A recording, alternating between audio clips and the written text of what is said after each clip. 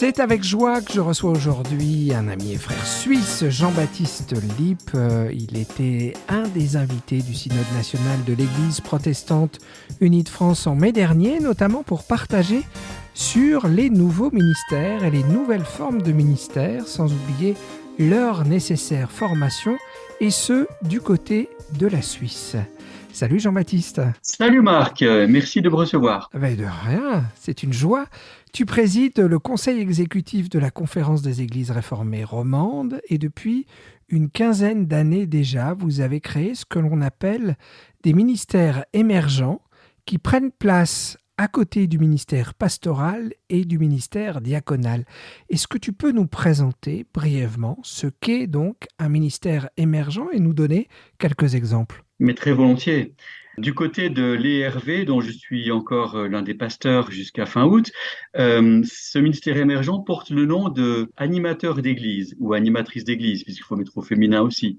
Mais le terme de ministère émergent, au fond, est un concept qu'on appelle en allemand Oberbegriff, enfin un concept générique, pour qualifier encore d'autres ministères qui ont lieu dans d'autres églises sœurs de cette conférence d'églises romandes que je préside. Donc Genève, Neuchâtel, Fribourg, Valais, Berne. Donc du côté de l'ERV, parlons peut-être de ce cas particulier que je connais le moins mal, savoir qu'en 2013, le synode de l'ERV, auquel je n'étais juste pas encore délégué, a fond dû traiter de la question d'une théologie des ministères qu'il fallait revisiter, réviser, peut-être réordonner autour des règles, notamment de la CP, donc de la Concorde de Nuremberg.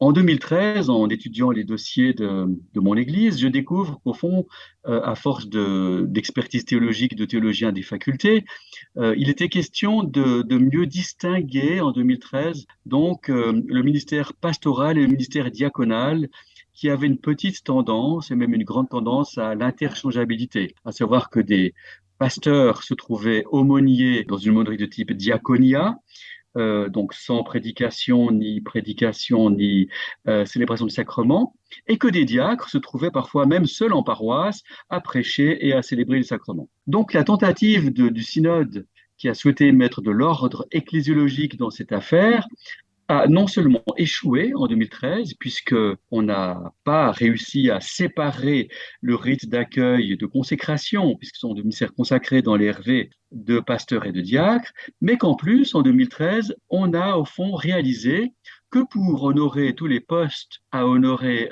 pour l'enveloppe de notre grande église, encore sponsorisée par l'État de Vaud, eh bien, il allait falloir donner du travail professionnel à des gens qui ne seraient ni pasteurs ni diacres, en raison, ben oui, d'une chute des vocations. Donc on a appelé ça animateur d'église, spécialement pensé pour des personnes qui finiraient au fond leur carrière, à l'âge de 55, 60 ans peut-être, dans l'église, avec des compétences, surtout dans le socio-éducatif ou dans le monde de la santé, et qui pourraient, moyennant une formation théologique accélérée, du type de celle que nous demandons aux diacres, accéder à un tel ministère. Voilà, donc c'était en 2013, la base réglementaire a été posée, et puis au compte-gouttes, au coup par coup, au cas par cas, notre ORH a laissé entrer des personnes de ce profil-là, qui voulaient n'être ni pasteur ni diacre, mais qui voulaient bien travailler professionnellement dans une mission ecclésiale de l'ERV. Récemment, devant la pyramide des âges qui ressemble à un champignon, donc tous les baby boomers vont s'en aller bientôt. Donc, si vous voulez, dans les 10 ans, la moitié du corps ministériel de l'ERV et des églises romandes seront à la retraite et non remplacés par un nombre équivalent de personnes. On s'est dit, ben, on va promouvoir, mais activement et pas passivement, et pas au coup par coup, mais vraiment avec une conscience ecclésiale assumée, ce statut d'animateur d'église. Ce que nous avons décidé avec mon équipe du conseil synodal, puisque nous avons mis sur pied, on a construit l'avion en vol, une commission d'évaluation des dossiers qui est sérieuse puisqu'elle refuse à peu près la moitié des candidatures et retient l'autre moitié pour dire oui, tu peux accéder à un ministère tel que animateur, animatrice d'église, qui sera au niveau de la jeunesse, au niveau de l'aumônerie, au niveau d'un ministère spécialisé, peut-être même sur des postes plus traditionnels de type pastoraux, si l'on voit l'évolution du pastorat des jeunes théologiens, c'est le constat que nous faisons et qui nous inquiète un peu, si déjà ils veulent bien travailler en église, mais pas en paroisse, ça leur fait pas envie. Donc, ils préfèrent eux aussi, du côté des théologiens de métier, donc qui font 5 ans de master en théologie, comme herméneute, ils envisagent plutôt un ministère spécialisé et non paroissial. Donc, ça, c'est de la musique d'avenir. On se dit, mais peut-être que pour tenir les paroisses, ou les pasteurs, quand il y en aura encore, et pour éviter aussi d'écrémer des églises sœurs, peut-être que nous devrons confier, je dis ça vraiment à titre d'hypothèse, des postes pastoraux à des gens qui seraient plutôt animateurs d'église, sans avoir fait toute leur fac de théologie et leur OPF, Office Protestant de Formation. Voilà un peu où nous en sommes. Donc nous sommes dans la réelle politique, en train d'envisager que pour occuper ces postes, nous pourrions officialiser cette troisième voie. Et puis, ecclésiologiquement, ça pose la question de savoir si nous sommes, c'est bien ce qui nous guette, dans une logique de bouche-trou, un peu à l'instar de ce qu'on a fait avec les diacres qui occupent des postes pastoraux, ou si nous sommes dans une redéfinition plus large au fond, à partir du sacerdoce universel, de dire, mais au fond, il n'y a pas que les théologiens des facultés qui prennent cher, quoi. 5 ans de théologie, master en théologie, pas forcément toujours préparé au pastorat d'ailleurs, plus 1 an et demi d'OPF, plus encore 1 mois de stage. Donc c'est presque équivalent aux études de médecine pour entrer dans le ministère pastoral chez nous. Donc on est en train d'essayer de agiliser et assouplir cette formation. Vous êtes déjà, j'oserais dire, à 10 ans d'expérimentation qui permettent de poser avec du recul quelques réflexions et questionnements. Et justement, tu disais presque, on est parti presque d'un manque d'un côté, sans forcément voir, on va dire, la globalité. Et maintenant, vous êtes à ce stade où maintenant, au bout de 10 ans, on peut poser les choses peut-être un peu autrement et arrêter peut-être d'être dans cette dynamique du manque. Est-ce que certains postes ont semblé, dans ces postes de ministères émergents, importants d'être prolongés et d'autres sont nouvellement créés? Oui, peut-être une chose que je dois rajouter avant de répondre précisément à ta question, c'est que ce ministère avait été pensé pour des gens qui termineraient leur carrière en Église. Et ce qui arrive actuellement, c'est que nous avons au fond des gens qui ne sont pas forcément des quinquas ou de jeunes sexagénaires, mais même des personnes qui sortent des études ou qui sont à l'âge de 40 ans. Donc, ce que nous souhaitons privilégier en priorité, c'est au fond d'utiliser les compétences professionnelles de gens qui sont issus du monde de la santé ou du socio-éducatif et qui ont à cet égard une expérience bien meilleure, bien plus qualifiée que beaucoup de pasteurs qui sont souvent formés encore comme des généralistes pour travailler dans une aumônerie de jeunesse, dans une EHPAD, comme on dit chez vous, chez nous c'est EMS. Donc vraiment, on surfe sur cette vague dans spécialement ces deux compétences professionnelles du socio-éducatif et de la santé. Donc, nous avons envie d'encourager les personnes qui ont des compétences dans l'un ou l'autre de ces domaines de postuler au sein des LRV, mais cela pose aussi des questions alors de formation à des actes de type classiquement pastoraux. Une personne qui est animatrice d'église et qui célèbre dans une EHPAD sera appelée à célébrer non seulement avec la parole, mais aussi le sacrement de la Sainte Seine. Il est entendu que la Sainte Seine parle beaucoup plus fort que n'importe quelle prédication aux personnes âgées. Donc, il nous faut mettre sur pied, nous le faisons actuellement, des formations pour ces personnes animateurs d'église qui ont un déficit de formation liturgique classiquement attribué aux pasteurs. Je note au passage que parfois les pasteurs sont pas mieux formés, notamment par les facs, à la célébration des sacrements, mais ça c'est une autre affaire. Comment ces différents ministères trouvent-ils une articulation? Parce que avec ce que tu décris, finalement, ce qu'on avait imaginé, et on se rend compte qu'on a des gens qui ont fait une formation malgré tout jusqu'au master et puis qui vont sur ces ministères-là. Donc finalement pas mal formés pour les uns, moins formés pour les autres, etc. À côté de pasteurs qui ont quelques années de plus de par le reste de la formation, mais malgré tout, comment s'articule la relation et la complémentarité entre ces différents ministères? C'est une excellente question qui touche une conviction du Conseil synodal dont je fais encore partie au sein de l'ERV. Donc, ce Conseil synodal, selon la règle réformée, est constitué pour une minorité de ministres, enfin nous sommes 3 pasteurs, et de laïcs, 4 laïcs qui ont des compétences métiers remarquables, notamment dans la formation d'adultes, dans l'ORH, enfin les ressources humaines. Et donc la conviction de notre conseil synodal vaudois est au fond, nous essayons de faire passer cela au synode, notamment devant certains gardiens du temple de la tradition, c'est que nous avons avantage à travailler en équipe avec des complémentarités professionnelles. À savoir que plutôt que d'avoir des postes à attribuer à tel ou tel profil qui serait pastoral, diaconal ou animateur d'église, nous aurions, et nous donnons cela comme objectif, à constituer des équipes interdisciplinaires, sachant que un pasteur ou une pasteur a des compétences théologiques bien sûr supérieures aux diacres et aux animateurs d'église, mais que les autres ministères ont des compétences supérieures aux pasteurs dans certains domaines et qu'au fond, tout le monde a tout à gagner à travailler avec les compétences et l'expérience des uns et des autres. La question ecclésiologique qui se pose à frais nouveaux pour nous est au fond celle de la répondance, voire, osons le mot en protestantisme, de la hiérarchie. Au fond, nous sommes devant deux conceptions, l'une étant c'est classique de dire le pasteur coche toutes les cases, il est compétent partout, et au fond, il a des assistants qui s'appellent diacres et animateurs d'église, mais au fond, il est le grand répondant, le grand Manitou pour tout ça.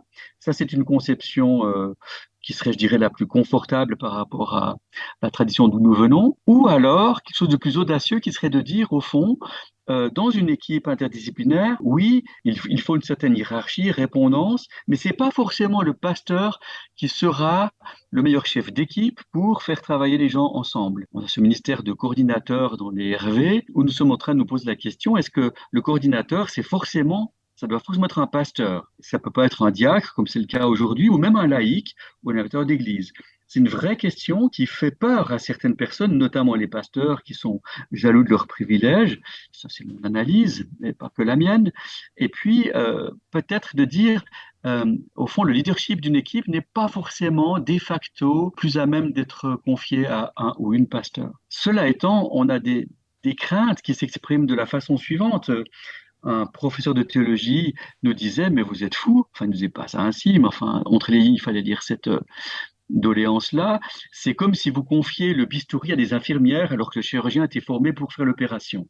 La métaphore est très belle, mais encore faut-il s'entendre sur le type d'opération, sur ce qu'est qu'un bistouri. Donc, si tu veux, nous avons affaire vraiment, actuellement dans l'Hervé, à vraiment un passage à accompagner en entendant les craintes comme celles que je viens d'exprimer. On dit, mais au fond, ce que tu dis là, cher professeur, ce bistouri, peut-être qu'il est peut-être mieux qu'il soit confié justement à l'infirmière, l'animateur d'église ou le diacre qu'au pasteur, qui sera peut-être moins à même de faire l'opération, si on s'entend sur l'opération à conduire. Mais il y a encore ce fantasme en protestantisme réformé, notamment chez nous et surtout dans les facultés, que le pasteur est le mieux formé pour tout faire.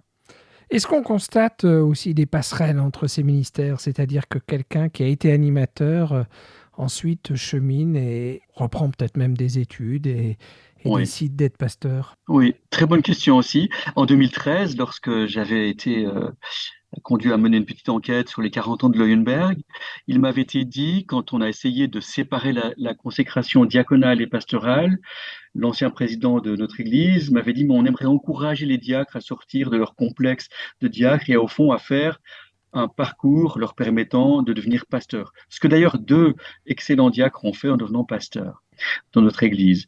C'est une solution. Moi, je pense qu'elle est à garder, à conserver comme possibilité, permettre à des diacres, moyennant un complément d'études, de devenir des pasteurs. Ça, c'est une possibilité. L'autre étant de dire, ben, un diacre, finalement, peut, après tout, prêcher, même s'il n'a pas fait la fac, aussi bien ou pas moins bien qu'un pasteur. La question des passerelles est une très bonne question. Elle pourrait être d'ailleurs encouragée au sein de mon Église, qui, à la différence de celle de Genève, donne des salaires différents aux pasteurs et aux diacres et aux animateurs d'Église. Donc, le diacre est moins salarié qu'un pasteur. Ça pourrait être une manière de dire au diacre, écoutez, faites le petit complément et vous gagnerez mieux. Une solution. Et je pense qu'en effet, nous avons non seulement à officialiser ces 3 filières pour travailler au sein d'une mission d'église, mais que nous avons aussi à encourager des gens soit animateur d'église, soit diacre, à devenir pasteur après une certaine expérience et selon aussi leur vocation, sachant que certains jeunes ont peur de cette vocation pastorale classique et que peut-être des personnes expérimentées du côté des autres ministères pourraient se dire, mais après tout, pourquoi ne pas devenir pasteur et même pasteur de paroisse? Finalement, avec ce que tu nous partages, il me semble qu'on a une vision, on va dire, de l'institution Église, une vision aussi comment les ministères vivent les autres ministères, mais comment les paroissiens, localement, vivent ces différents ministères. Hmm. Alors là, évidemment que les paroissiens ont besoin d'un ministre. D'ailleurs, c'est le terme générique pour qualifier les pasteurs et les diacres. Alors, à l'époque où les diacres sont arrivés sur, pardon de parler ainsi, sur le marché des métiers d'église, certaines paroisses voyaient d'un mauvais œil et parfois le disaient, on leur envoie qu'un diacre et pas un pasteur. C'était comme si on leur envoyait un sous-pasteur ou un pasteur de deuxième zone. Le temps ayant passé, la roue ayant tourné, on s'est rendu compte dans les paroisses que certains diacres étaient tout à fait à la hauteur pour ce qui leur était confié. Donc, certains diacres même se font appeler, et ne résistent pas à cette appellation, pasteur, puisque pour les paroissiens, ben, ils sont d'abord finalement dans leur fonction.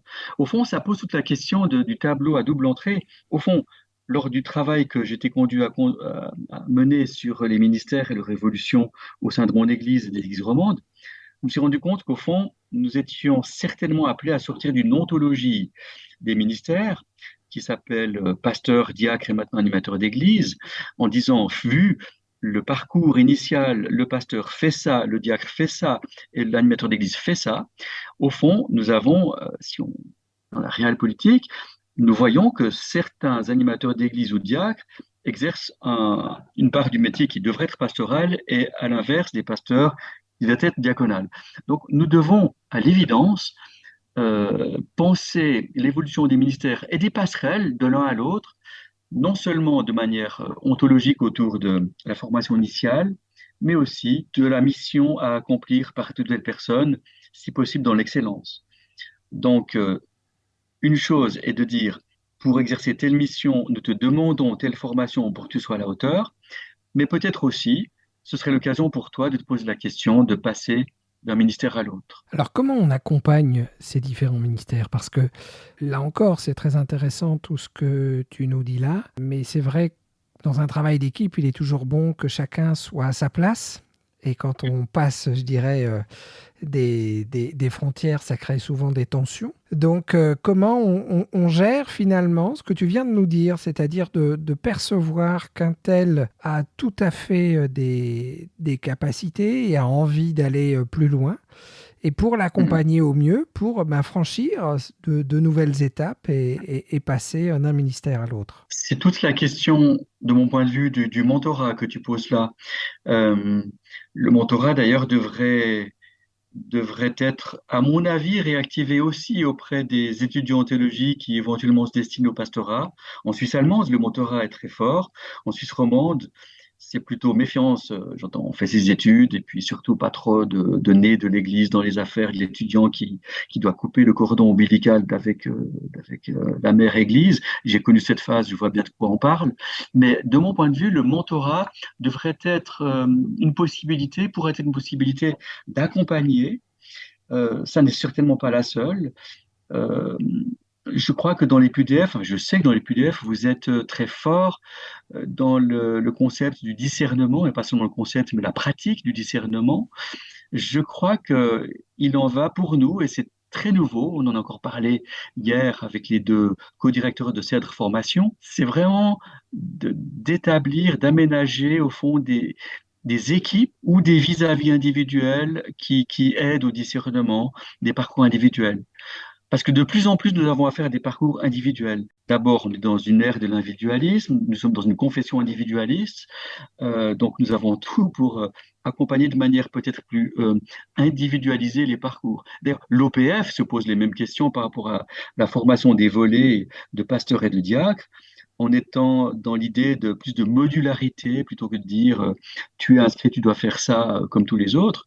Nous avons certainement maintenant à adapter davantage nos exigences aux parcours qui sont forcément différents chez les uns chez les autres. Et je pense que cet accompagnement peut être fait d'une part par un mentorat, ce qui existe pour les animateurs d'église, ils ont un mentor d'ailleurs. Les étudiants en théologie, pas vraiment, mais je fais valoir cette demande auprès des facultés, parce que conseiller aux études dans les facultés de Genève et Lausanne, c'est pas vraiment du mentorat pour un ministère, c'est du mentorat pour les études. Et certainement que le travail des coordinateurs, qui sont un petit peu les superintendants ou les pasteurs des pasteurs, pourrait aller dans ce sens aussi, de discerner auprès de tel ou tel, à la faveur de, ouais, peut-être d'une fatigue ou d'un désir de faire autre chose, de dire, bah, écoute, tu pourrais en effet changer de poste ou de statut au sein de cette église. Tu as parlé de la formation côté OPF, donc qui est l'organisme de formation pour les pasteurs et les diacres en Suisse. Suisse romande. Quelle est la formation pour ces nouveaux ministères dont on parle? Est-ce qu'il y a un organisme? Est-ce qu'il y a Oui. un cursus, des choses qui sont mises en place? Alors pour l'instant, on est un petit peu en libéralisation des choses et en tentative de les coordonner. Je suis partagé en tant que conseiller synodal d'une église qui n'a pas le temps d'attendre que tout soit coordonné sur le plan de la Romandie. Et en tant que président de la Conférence des Églises romandes, j'appelle de mes voeux que l'on hâte des coordinations ou des validations harmonisées entre les églises. Il faut dire que le ministère émergent dont nous parlons, c'était l'objet d'un rapport de l'OPF il y a 3 ans, c'est un peu un fousitou quand même. On a la catéchète fribourgeoise dont la formation est moindre que celle de la catéchète bernoise, chez qui l'exigence est quasi de ministre. Voilà. Le prédicateur laïque, le théologien laïque, enfin voilà, c'est un peu un fousitou, c'est une serre émergent. Et au fond, le désir de l'OPF et de la conférence des églises romandes, suite au rapport qui a été fait, c'est au fond d'essayer de synthétiser tout cela de manière romande, notamment pour les questions de mobilité d'un canton à l'autre. Alors là, c'est un souci que nous avons et je le porte. Et une autre part de moi est plus pressée puisque l'Église du canton de Vaud, les Hervé, doit déjà avancer avec cette formation indépendamment de ce que l'OPF propose. Donc, au fond, actuellement, et malgré ce qui avait été annoncé il y a 10 ans, la formation théologique et pratique des gens qui sont animateurs d'église, donc ministère émergent vaudois, ne passe pas à l'OPF alors que ça avait été inscrit dans le règlement ecclésiastique. Il passe à Cèdre Formation, qui est l'institut de formation théologique de notre Église, qui forme aussi d'ailleurs de futurs diacres. Donc ils ont 2 ans de formation théologique et un mentorat proposé par l'Église cantonale et pas par la Romandie. Donc un des défis pour nous sera de voir comment cette précipitation vaudoise, récente d'ailleurs, toute récente même, peut s'harmoniser avec un souci d'harmonisation au niveau des églises sœurs qui n'avancent pas au même rythme. Mais il faut dire que les églises, je dirais, de Fribourg ou du Valais sont à 1000 lieues encore d'engager des animateurs d'église. C'est à peine s'ils engagent des diacres et qu'ils leur confient des tâches de type pastoral que nous le faisons ici. Alors que sur Neuchâtel, enfin, surtout Genève et Neuchâtel et Vaud, on a déjà, je dirais, libéralisé cet accès à des ministères autres que pastoraux diaconaux. Dans le travail synodal de notre Église protestante unie de France, que tu suis maintenant depuis plusieurs années, quel conseil ou encouragement ou vigilance tu donnerais à notre Église par rapport à cette réflexion sur les ministères aujourd'hui? Alors d'abord, j'ai besoin d'entendre votre expérience par rapport à mon Église et je n'ai de cesse de dire aux personnes qui travaillent chez nous et qui sont issues de l'EPUDF, mais aidez-nous à accompagner ce passage à un statut de minorité. Nous ne sommes plus l'Église du peuple vaudois tout entier ou les majoritaires. Donc ça, c'est ce que j'ai vraiment à apprendre de vous. Ce que j'aurais alors peut-être à vous suggérer d'apprendre de nous, c'est qu'au fond, le modèle Leuenberg qui veut que nous nous entendions sur le ministère pastoral qui prêche et qui célèbre les sacrements est en train d'éclater joliment du côté roman. Alors mon côté classique n'a pas plaisir, mais enfin mon côté pragmatique prend acte et dit mais finalement la vie va où elle va. Et certainement qu'une des choses que nous avons à vous dire à l'EPUDF, c'est que le pasteur n'est plus forcément à l'EPUDF et à l'UEPAL d'ailleurs, parce que je parle aussi au sein de la CPLR où je me rends régulièrement avec l'UEPAL, Le ministère pastoral n'est plus forcément celui qui coche toutes les cases de la diaconia, liturgia, koinonia et marturia.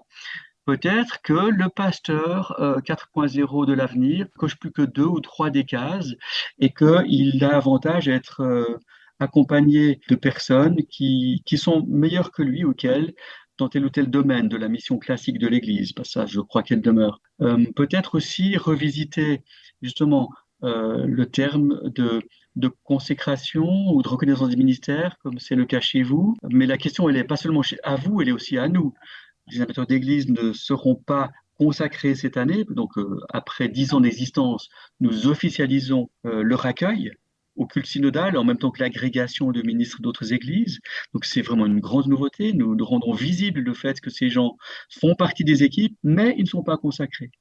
Donc, ce que j'aimerais que nous réfléchissions ensemble en tant qu'Église sœur, c'est au statut de la consécration par rapport à Leuenberg, en disant que finalement, nous consacrons des gens au pastorat, mais qui ne seront pas forcément prédicateurs ou administrateurs de sacrements, en tout cas pas chez nous et je crois pas chez vous non plus. Et qu'est-ce que ça veut dire d'avoir des gens qui prêchent et qui cèdent les sacrements? C'est le cas chez vous, je le sais, avec les prédicateurs laïcs, dans les PDF. Qu'est-ce que ça veut dire par rapport à Leuenberg?